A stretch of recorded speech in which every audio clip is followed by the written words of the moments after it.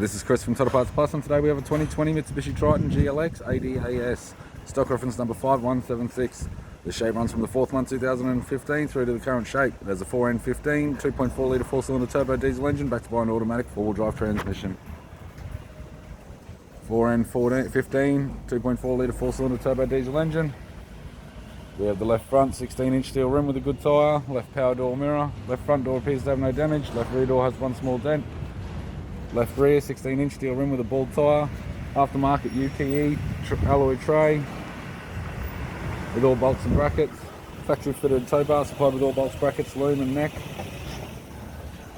Right rear 16-inch steel rim with a bald tyre, right rear door appears to have no damage, right power door mirror and a right front 16-inch steel rim with a good tyre.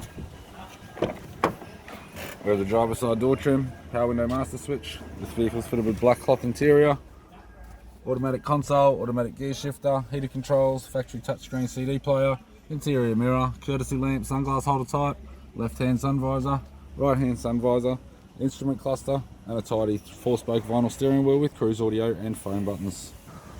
I'm Chris from Total Parts Plus, and I'd like to thank you for watching this video.